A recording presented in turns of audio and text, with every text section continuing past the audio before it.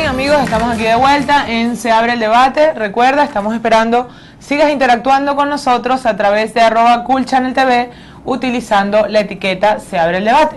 En esta parte continuamos con nuestro analista Enrique Guillén y ahora tenemos de invitado al abogado Alfredo Romero. Bienvenido, Alfredo. Él es un muy activo defensor de los derechos humanos, miembro de la ONG Foro Penal de Venezuela y además uno de los principales defensores de las víctimas del 11 de abril. Con Alfredo queremos conversar en primer lugar que nos des tu evaluación del caso Afiuni que veníamos hablando en la parte anterior, para comenzar. Bueno, mira, yo comparto muchas de las cosas que se dijeron acá y Enrique particularmente lo decía. El caso Afiuni, si uno empieza a analizar, nosotros que hemos vivido como Foro Penal venezolano, más de 400 casos de persecución política, yo me quedo corto, ¿no?, cuando digo 400 casos, porque evidentemente lo vengo diciendo hace como 5 años, o sea, ya han pasado muchos más y nada más sumamos los casos de los 79 torturados y detenidos en Barquisimeto entre el 15 y 16 de abril, más en Valencia 71 y 40 en Barinas, bueno, ya pasan bastante los 400, ¿no?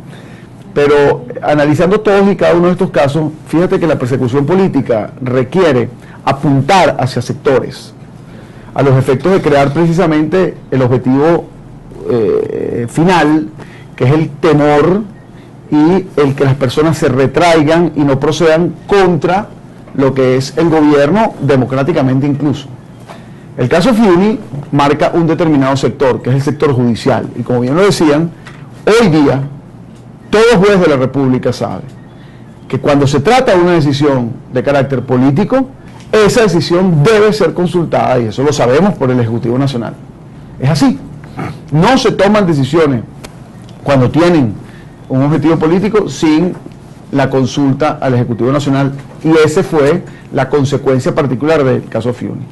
Cuando lo decía José Mario también, periodistas, ya sabe perfectamente que el periodista que se pasa un poco de la raya, pues evidentemente va a ser detenido.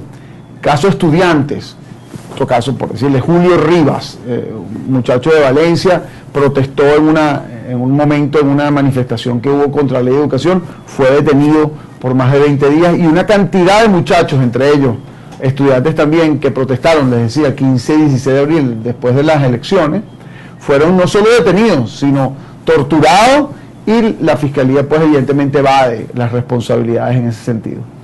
Activistas de derechos humanos, tenemos casos que denunciamos ahorita ante la Comisión Interamericana de Derechos Humanos, el caso de Tamara Sujú. Tamara Sujú, hace poco, por ejemplo, estábamos sentados haciendo una rueda de prensa y estaba la gente del SEBIN esperando y creando temor para que los activistas de derechos humanos tengamos temor de decir las verdades. Y así cada sector tiene, un militar tiene sectores de persecución y personas que han sido caso Francisco Uzón, de persona detenida por más de 4 años y que, por cierto, la Corte Interamericana de Derechos Humanos consideró ese caso de persecución política donde se violó el debido proceso. Casos de empresarios y banqueros, tenemos el caso de Eligio Cedeño, el caso de César Camejo. Todos los sectores tienen a una persona que marca la necesidad para el gobierno de que exista ese temor, ese esquema de persecución. Por ejemplo, eso que tú enseñabas ahorita, ¿no? Ese panflético. Maduro, ya basta de destruir al pueblo. Y fíjate, a mí me llama la atención, porque tú enseñaste el panfleto y después dijiste, bueno, esto podrá ser terrorismo. ¿Qué terrorismo? Para ellos, ellos. Pero fíjate donde nos hacen caer, que uno tiene que excusar, que uno diga, Maduro, ya basta de destruir el pueblo. Y lo repito, Maduro, ya basta de destruir el pueblo. Pero que eso es una mentira. Eso es una manifestación democrática. En el artículo, en la Constitución particularmente, se establece el derecho a la manifestación.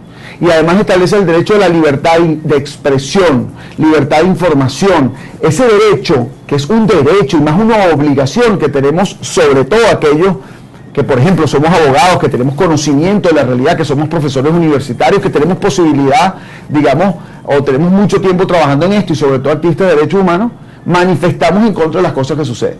Entonces, te digo ese ejemplo, refiriéndome nuevamente al caso de la jueza Afiuni y a otros casos, porque aquí se ha venido trazando un cerco contra la libertad individual, asociando diferentes sectores, atacando sectores a los efectos de que esa libertad individual se refleje en cada una de las personas que caminan en la calle y crean y retraigan a las personas de actuar, por ejemplo, contra lo que está sucediendo ahora en el país.